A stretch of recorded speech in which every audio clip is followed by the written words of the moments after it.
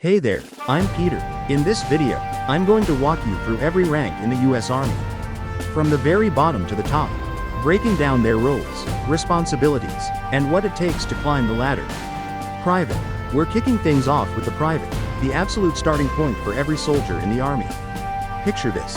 You're a brand new recruit, maybe a little nervous, stepping into a world that's all about teamwork, discipline, and learning fast. These are the fresh faces, just getting their boots on the ground. Their main job? Listen to what they're told and tackle the simple tasks, like keeping their gear clean, helping out around the base, or practicing basic drills. They don't have any fancy patches or stripes on their uniforms yet. Which makes sense because they're still figuring things out. New privates usually head straight into a tough training camp that lasts about 10 weeks. It's like a crash course in being a soldier, learning how to march, shoot, and work together. After sticking with it for 6 months, they automatically move up to the next level, Private Second Class.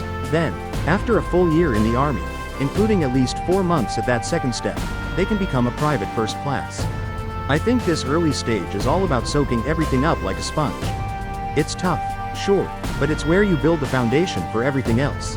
I can only imagine the mix of excitement and exhaustion these newbies feel. Private Second Class. Next up is Private Second Class. This is the first little victory for most soldiers after they've made it through that intense training. Now they're not just learning, they're doing.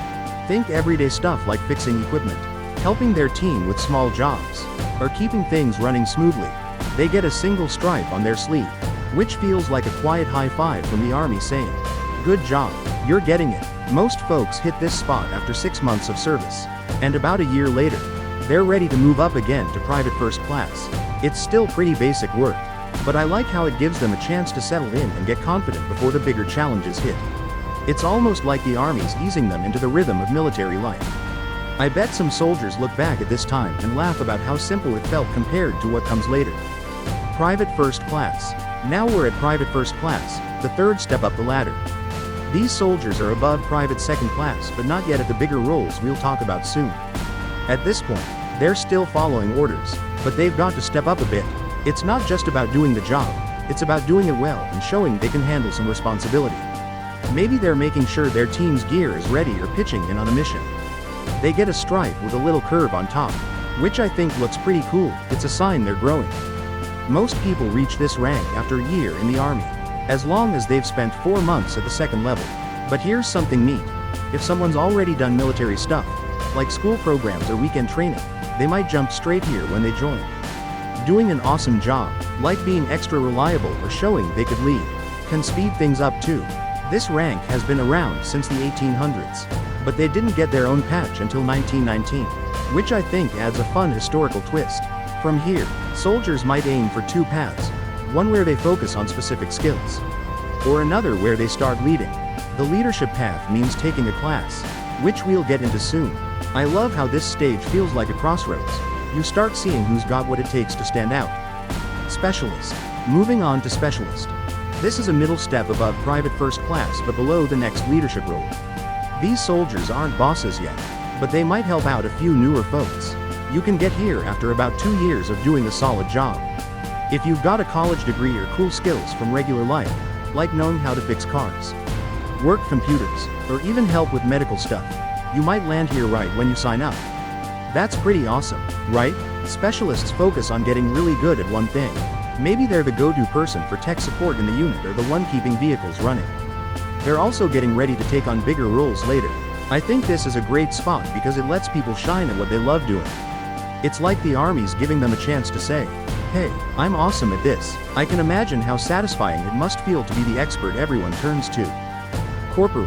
Now we've got Corporal, and this one's a big deal. It's been around since 1775. Back when the Army was just getting started. This is when soldiers go from mostly doing to leading. They're at the same pay level as specialists, but instead of focusing on one skill, they're in charge of small groups, maybe 4 or 5 people. They teach their team, keep everyone on track, and make sure things run smoothly. People often call them the backbone of the Army because they're so hands-on with helping new soldiers grow. I totally get why. It's like they're the glue keeping the little teams together. To become a corporal, you usually need about 26 months of work, though sometimes it's as little as 3 if you're really impressive. Your boss has to say you'd be a good leader. and you've got to pass some checks to make sure you're trustworthy. It's a big jump, and I think it's exciting to see someone go from following orders to giving them. Imagine being the one everyone looks to when things get busy. That's what this rank is all about. Sergeant. Sergeant is where things start feeling serious. This is the move from regular soldier work to being a real leader. They're above corporals but below the next level we'll cover. These folks lead soldiers, train them, make sure the team's ready for anything, and keep an eye on the gear. Getting here isn't easy, it's a competition. You've got to be good at shooting, stay in shape, learn a bunch, and show you can lead. It takes 3 years of work, a leadership class, and your boss picking you out of the crowd. I think this rank is when you really feel the shift. It's not just about you anymore, it's about your people. It's a big responsibility, but it's also a big reward for all the effort. Staff Sergeant. Staff Sergeant takes it up another notch. These are experienced leaders handling bigger groups and more stuff, like vehicles or supplies. They help both the leaders below them and the newer soldiers grow. And they're a huge part of keeping everything working. To get here, you need your boss's okay. 7 years of work, 10 months at the last level, a high school diploma, and a basic leadership course. I like how staff sergeants feel like the perfect mix of tough and approachable. They've been around long enough to know the ropes, but they're still right there with their team. I bet they've got some great stories from all those years, maybe about a tricky mission or a soldier they helped turn around. Sergeant First Class. Sergeant First Class is a massive milestone. It usually takes 15 to 18 years to reach this point. These leaders make big decisions that affect missions and how soldiers are doing. They might lead a medium-sized group, like 30 or 40 people, or help the person in charge of that group. Guiding other leaders too. Way back, people called them the dad of their team, which I think fits perfectly. They're looking out for everyone, making sure they're okay and ready. Getting here after so long must feel incredible, like a badge of honor for all those years of hard work. I can only imagine the stories they could tell, from their first days as a private to leading through tough times. It's a rank that screams experience and care. Master Sergeant. Master Sergeant shifts things toward bigger leadership, focusing on know-how at higher levels, like whole groups of hundreds of soldiers. They give smart advice based on years of being in the army, keeping things professional and successful. They don't lead as directly as some others, but I see them as the quiet experts who make everything better behind the scenes. It's like they've mastered their craft and now help the bigger picture. I think this role is perfect for someone who loves the details and wants to share all they've learned. They're not yelling orders, they're guiding with wisdom. And that's pretty cool to me. First Sergeant. First Sergeant is the heart of a company, about 150 soldiers. They're nicknamed Top Kick because they're so key. They handle supplies, help soldiers grow in their jobs, and keep everyone in line. Only 1% of soldiers make it here. It's that tough to get. They lead right at the front, making sure their group is always ready. I think it's amazing how they're like the glue holding it all together. Imagine being the one everyone turns to for advice or to fix a problem. That's the First Sergeant. It's a huge job, but I bet it feels so rewarding to see your team succeed because of you. Sergeant Major. Sergeant Major works at higher planning levels, like groups of hundreds or thousands, giving advice to the officers in charge. Their leadership stays closer to their own unit, but I love how they bring real soldier experience to the table. They've seen it all, and now they're helping make big decisions. I can picture them sitting with the higher-ups, sharing what they know from years in the field. It's a quiet power, and I think it's a great way to cap off a long career of leading. Command Sergeant Major. Command Sergeant Major is the top leader in a unit with its own flag, like a special banner.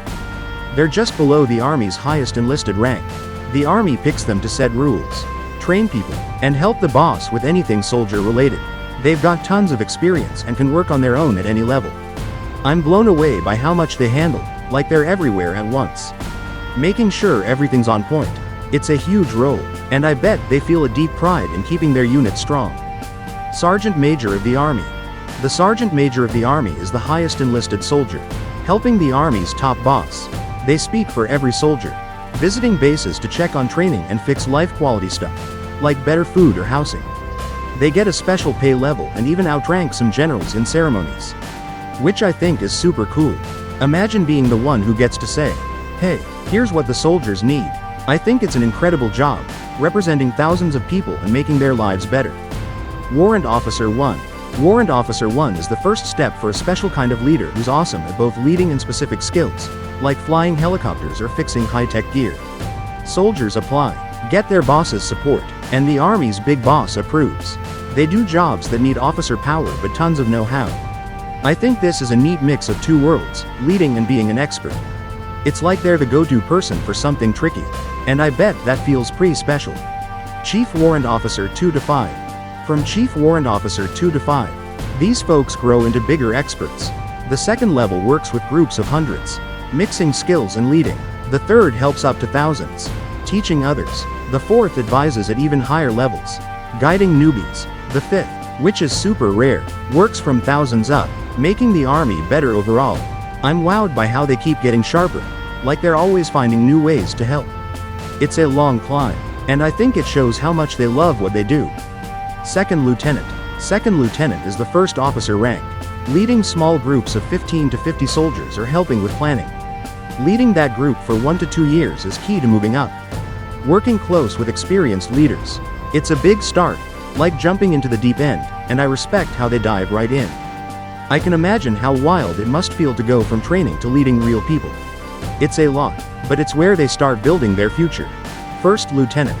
First Lieutenant keeps leading small groups or helps plan, getting better at leading and figuring things out. It's the main path to the next level. Then they shift to planning for bigger jobs. I like how it's a warm-up for what's ahead, like practice for the big leagues. They're still close to the action, and I think that's a great way to learn fast. It's all about growing into a stronger leader. Captain. Captain leads a company, about 150 soldiers, balancing planning, training, and getting the job done. They team up with a top enlisted leader to keep things on track. Some help at higher levels too. I think it's a perfect mix of being in the action and starting to think bigger. I can see a captain running around, making sure everyone's ready, and feeling that rush of leading a whole team. It's a busy job, but so rewarding. Major. Major mostly helps plan for groups of 800 or 5,000 soldiers. Like organizing missions or being second in command. They use their past to help out, and I see it as a shift to bigger picture stuff. They're not leading small teams anymore, they're helping the whole machine run. I think this is when you start feeling like part of something huge. It's less about the day-to-day and more about the long game. Lieutenant Colonel. Lieutenant Colonel leads groups of 800 or plans for thousands, running everything with a top enlisted helper. It's a lot to manage, like being the boss of a small town, and I'm amazed at how they keep it all together. They've got to think fast and lead strong, and I bet it's a mix of stressful and exciting. It's a big leap from the earlier days. Colonel. Colonel runs groups of 5,000 soldiers or special teams, handling big operations with tons of know-how. They're the top hands-on leader, and I think they're the peak of leading in the field. Imagine being in charge of that many people, it's wild. They've got years of experience, and I love how they tie it all together to make things work. It's a huge job, but they make it look smooth. Brigadier General. Brigadier General is the first general rank, helping lead groups of 5,000 to 14,000 soldiers. It's a jump to big picture leadership, less about the small stuff and more about the whole plan. I'm blown away by what it takes to get here, all that time and skill. They're guiding massive teams, and I think it's a huge honor to reach this point. It's like they're steering the ship now. Major General. Major General leads groups of 14,000 soldiers, running bases and missions. It's a massive deal, like being the mayor of a military city. I love how their vision shapes so much, from training to keeping everyone safe. They've got to see the forest and the trees, and I think that takes some serious smarts. It's a rank that screams respect. Lieutenant General. Lieutenant General heads big groups or special jobs, like running a famous military school. It's often the end of the road for a career, and I think it's incredible to climb this high. They're at the top of the game, making decisions that affect thousands. I can imagine the pride they feel looking back on it all. It's a rare spot, and they've earned every bit of it. General. General, or 4-star, is the top in peacetime, leading huge teams or even the whole army. The president picks them, which shows how big this is. I can't imagine the pressure. Every call they make matters so much. They're the ultimate leaders, and I think it's mind-blowing to have that kind of power and trust. It's the peak of a lifetime of work. General of the Army. Lastly, General of the Army is a super rare 5-star rank, only for wartime. It started in 1866 and popped up again in World War II for legends like Ulysses S. Grant and Dwight D. Eisenhower. It's for leading the entire army in a crisis, like the biggest challenge imaginable. I think this is the ultimate honor. reserved for the rare few who change history. It's not just a rank, it's a legacy. Wow, that's it, from private to general of the army. It's an incredible journey of effort, growth, and heart. I loved sharing this with you. It's wild to think about all the steps and stories behind each rank. Which one stood out to you? Let me know. I'd love to hear your thoughts.